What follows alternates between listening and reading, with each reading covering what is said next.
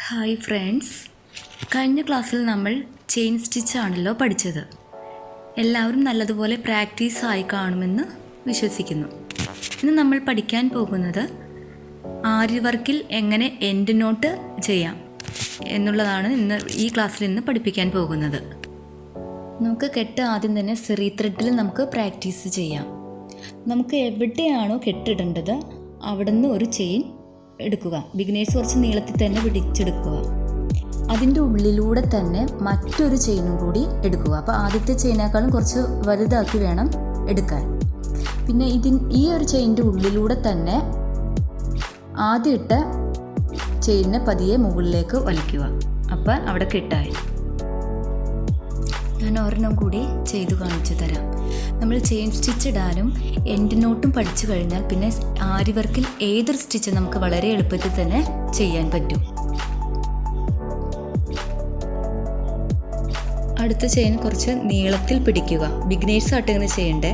ഇതിൻ്റെ ഉള്ളിലൂടെ തന്നെ അടുത്തൊരു ചെയിനും കൂടെ കുറച്ച് നീളത്തിൽ പിടിക്കണം. അപ്പോൾ ആദ്യത്തെ ചെയിൻ ചെറുതാവും. അതിൻ്റെ ഉള്ളിലൂടെ തന്നെ ആദ്യം ഇട്ട ചെയിൻ മുകളിലേക്ക് പതിയെ പൊക്കി താഴത്തെ ത്രെഡ് പതിയെ വലിച്ചു കൊടുക്കുക. പിന്നെ ഇതുപോലെ നിൽക്കുകയാണെങ്കിൽ താഴത്തു നിന്നും നീഡിൽ കുത്തി മുകളിലേക്ക് എടുത്ത് താഴേക്ക് വലിക്കുമ്പോൾ അത് താഴേട്ട് അങ്ങ് പൊക്കോളും. നമ്മൾ നല്ലതുപോലെ പ്രാക്ടീസ് ആയി കഴിഞ്ഞാൽ പിന്നെ ചെറിയ ചെയിൻ എടുത്തായിരിക്കും നമ്മൾ എൻഡ് നോട്ട് ചെയ്യുന്നത്. അപ്പോൾ ഇതുപോലെ മുകളിലേക്ക് പൊങ്ങി നിൽക്കുകയില്ല.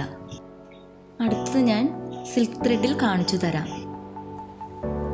പെൻസിൽ കൊണ്ട് ഇതുപോലെ ഒന്ന് മാർക്ക് ചെയ്താൽ ബിഗിനേഴ്സിന് ഒരേ രീതിയിൽ തന്നെ ചെയിൻ കിട്ടുന്നതിന് കുറച്ച് എളുപ്പമായിരിക്കും.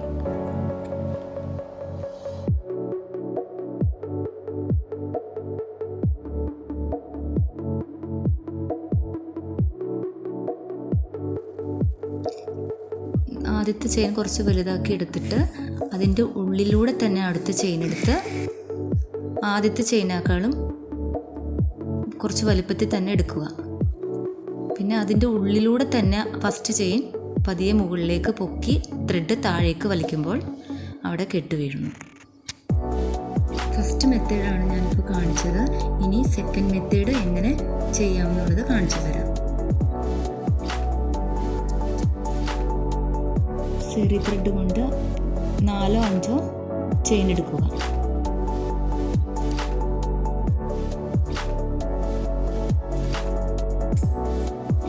നമ്മൾ കെട്ടിടേണ്ട അവിടുത്തെ ചെയിൻ പതിയെ ബാക്കിലുള്ള ചെയിനിൻ്റെ ഉള്ളിലേക്ക് കൊളുത്തി ലാസ്റ്റ് ഇട്ട ചെയിനിൻ്റെ ഉള്ളിലേക്ക് പതിയെ ഇതുപോലെ പിടിച്ച് വലിച്ച് പതിയെ എടുക്കുക. അപ്പോൾ അവിടെ താഴേന്ന് ത്രെഡ് വലിക്കുക. അപ്പോൾ അവിടെ കെട്ട് വീഴും. ഒരെണ്ണം കൂടി ഞാൻ കാണിച്ചു തരാം.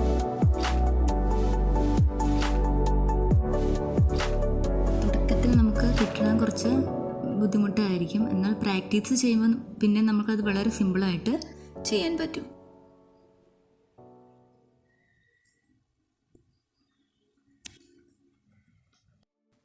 കെട്ട് എവിടെയാണ് ഇടേണ്ടത് അവിടെ നിന്നും വലിയൊരു ചെയിൻ എടുത്തിട്ട് നീഡിൽ അതിൻ്റെ ഉള്ളിൽ നിന്നും എടുക്കരുത്. തൊട്ട് പിന്നിലുള്ള ചെയിനിൻ്റെ ഒരു സൈഡിൽ നീഡിൽ കൊണ്ട് പിടിക്കുക. അത് കഴിഞ്ഞിട്ട് ഫസ്റ്റ് എടുത്ത ചെയിനിൻ്റെ ഉള്ളിലേക്ക് പതിയെ വലിച്ച് കയറ്റുക. താഴെ നിന്നും ത്രെഡ് പതിയെ വലിക്കുക. അപ്പോൾ അവിടെ കെട്ട് വീണു.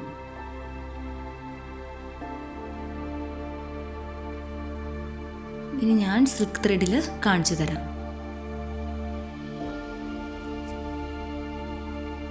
ഇത് സിൽക്ക് ത്രെഡിൽ ചെയ്യാൻ കുറച്ച് സെറി ത്രെഡിനേക്കാളും ബുദ്ധിമുട്ടായിരിക്കും. നമ്മൾ പ്രാക്ടീസ് എത്ര പ്രാവശ്യം ചെയ്യുന്നോ അതനുസരിച്ച് നമുക്ക് ഈസി ആയിട്ട് വരും.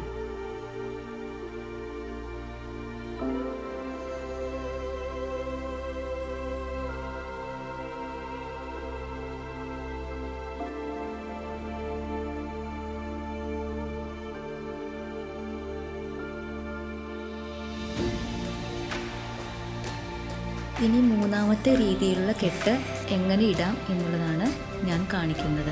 ഇതിൽ ഏതെങ്കിലും ഒരെണ്ണമെങ്കിലും നിങ്ങൾ നന്നായിട്ട് പ്രാക്ടീസ് ചെയ്ത് എടുക്കണം. കെട്ട് എവിടെ നിന്നാണോ ഇടേണ്ടത് അവിടെ നിന്നൊരു ചെയിൻ കുറച്ച് നീളത്തിൽ എടുക്കുക. അതിൻ്റെ ഉള്ളിലൂടെ തന്നെ തൊട്ട് പിന്നിലുള്ള ചെയിൻ്റെ ഇതുപോലെ തൊട്ട് പിന്നിലുള്ള ചെയിൻ്റെ ഉള്ളിലൂടെ ത്രെഡ് കൊളുത്തി പതിയെ മുകളിലേക്ക് പൊക്കുകയാണെങ്കിൽ അവിടെ ഒരു കെട്ട് വീഴും.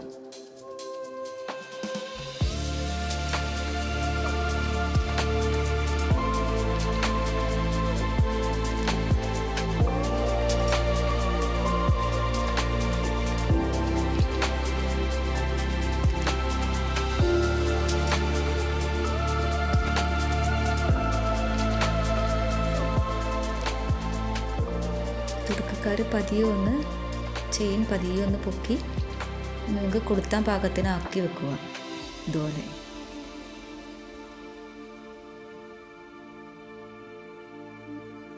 ഇപ്പോൾ അവിടെ ഒരു ചെറിയൊരു കെട്ട് വീഴുന്നു. ഇനി നമുക്ക് മൂന്നാമത്തെ മെത്തേഡ് സിൽക്ക് ത്രെഡിൽ ചെയ്ത് നോക്കാം. തുടക്കത്തിൽ നല്ല ബുദ്ധിമുട്ടായിരിക്കും സിൽക്ക് ത്രെഡിൽ ചെയ്യാൻ.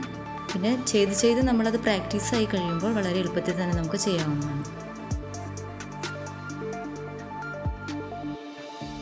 ആദ്യം ഒരു ചെയിൻ എടുത്തിട്ട് അതിൻ്റെ ഉള്ളിലൂടെ തന്നെ ബാക്കിൽ ഉള്ള ചെയിൻ്റെ സൈഡ് പതിയെ ഒന്ന് മുകളിലേക്ക് പൊക്കിയെടുക്കുമ്പോൾ കൊളുത്താൻ പറ്റും. ഇതുപോലെ പതിയെ ഒന്ന് വിടർത്തി കൊടുത്താൽ നമുക്ക് ഈസിയായിട്ട് കൊളുത്താൻ പറ്റും. പതിയെ ത്രെഡ് താഴത്തു നിന്ന് വലിക്കുക. അപ്പോൾ അവിടെ കെട്ട് വീഴും.